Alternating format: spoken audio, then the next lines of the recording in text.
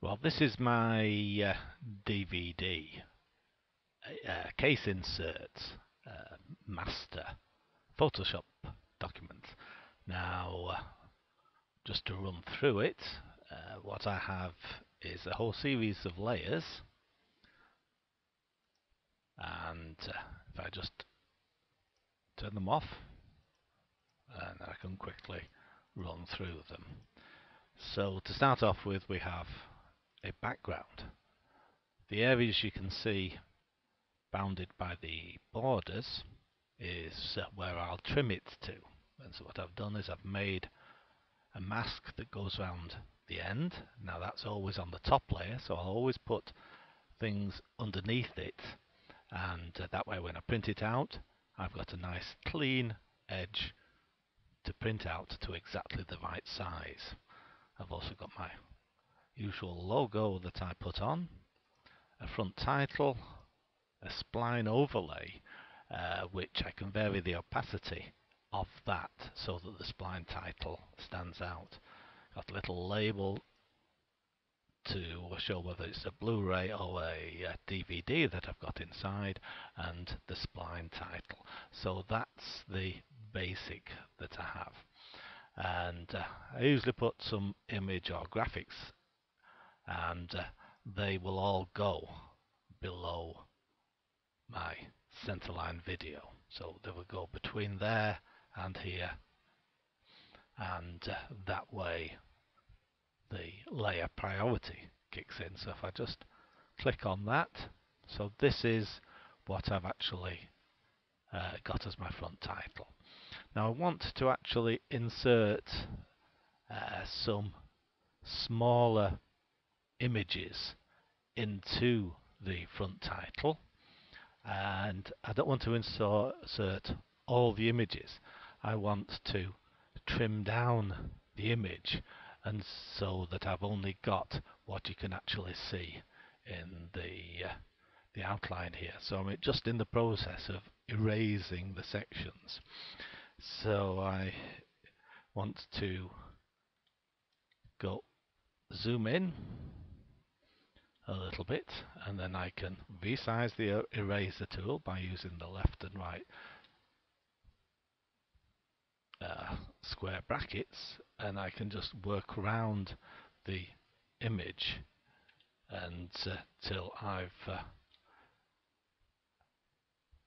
removed all that I actually want to do. So this is going to take a fair bit of time, and as I get closer to the part that I want to keep, I can vary the size of the eraser tool. There's another method of doing it which I'll show you in a little while. It can be time consuming to do this, so as I say, we'll come back to this in a couple of minutes. Now here we are with my finished, or at least partially finished. So what I want to do now is to create another layer, and I'll just select the blue, select the fill tool, and fill that layer. Now, as I fill the layer, you can see that there are a few little pieces that have actually missed erasing. So I need to zoom in a little bit, select the eraser tool, and just erase those. Doesn't matter that I'm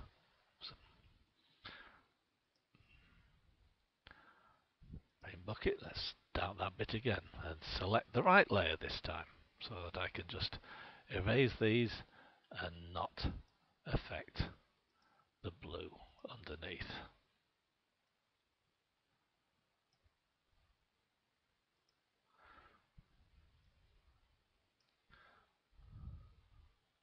That's the trouble with having the checkerboard background. It can be difficult to see what you've actually erasing. So something I've learned from this is when you are going to erase, put a blue background or a contrasting colour to what you're trying to isolate, and that way it will be easily to see where you've missed taking out a few of the pixels. There's another batch.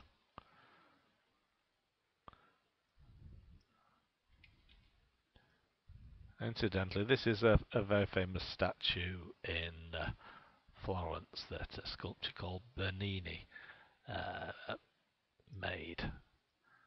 He almost burnt down his workshop in the casting process because at the time it was the largest bronze ever cast. The man was a magician. I've seen quite a lot of his works, and to say it's awesome is an understatement. If you've ever been to Rome and into St. Peter's, the high altar cover piece is a work by his. So we'll just go around,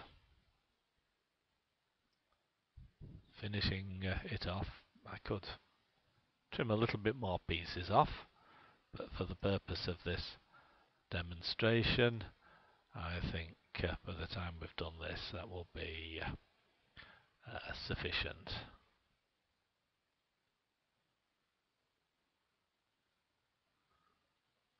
So, Control and minus to zoom out. A few more sparklies there. Just increase the whoops.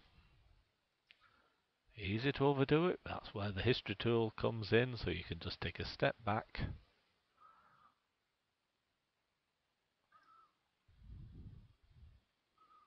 and trim.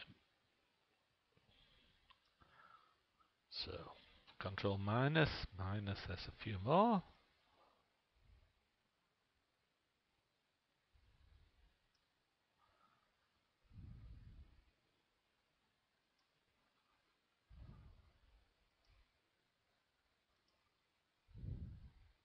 Right, I think that's near enough.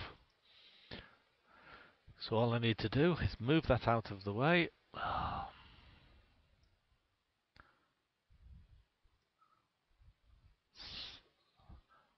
Make sure I've got the layer selected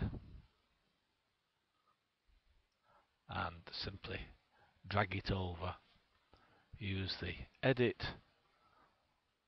Free Transform. Hold down the Shift key to maintain proportions.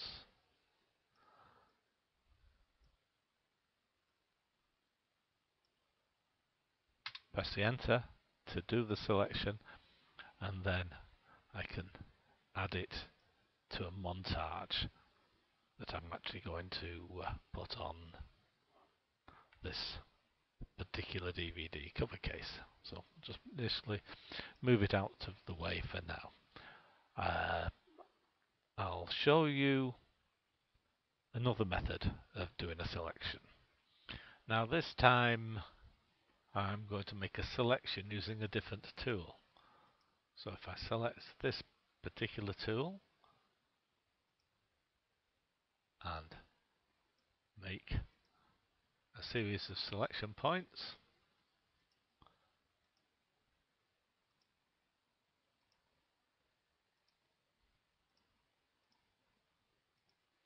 as you can tell, this is only fairly rough, but you can spend a lot more time doing this very accurately.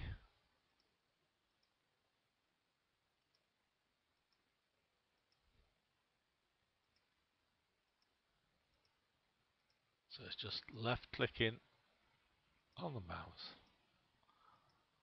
moving around the area you want to select.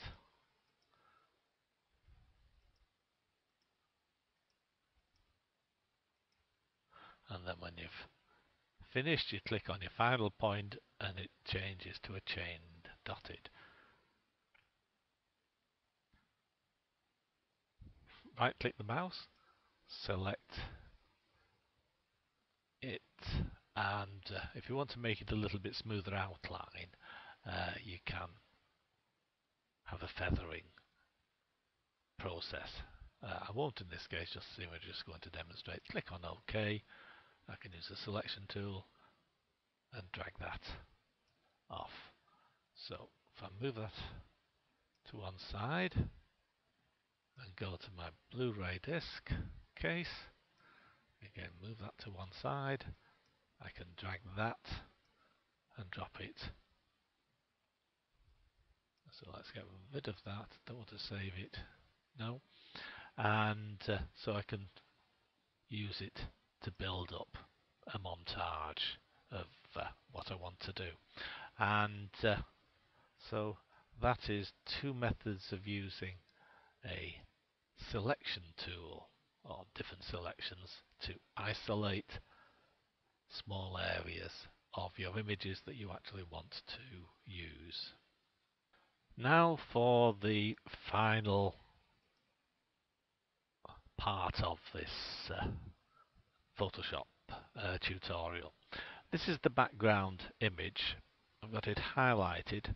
I'm fairly happy with the actual content of the image, but there is one piece, namely here, which I actually don't like the look of. So I want to actually erase that area. So if I just zoom in a little bit and then find out where it is, centralize it more. I want to remove that rather large white blob, whatever it is. So I select the clone tool and move it to the area I want to copy.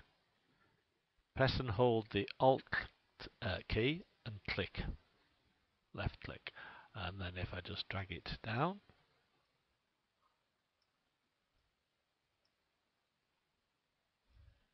each time I left click the mouse and drag it, notice the cursor to the left hand side.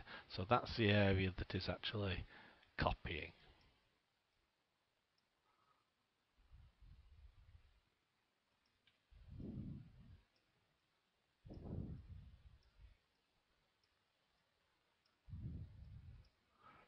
So if I then zoom out,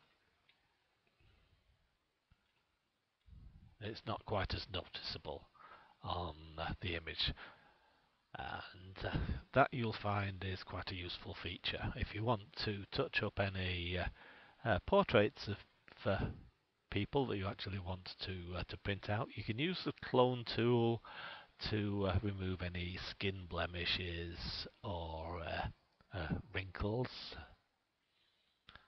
third eye, whatever it is, you can remove it with the clone tool. There's a similar tool here called the healing brush that does a similar job to the clone tool. Very useful functions. So as you can see from here, these are some different options you can actually use. The red eye is okay if you've got a group of people, but I tend to prefer to do that manually. That way you can still get the sparkle. It just tends to put a black blob into the eye. And so that's the end of this tutorial. Hope you found it useful. Bye for now.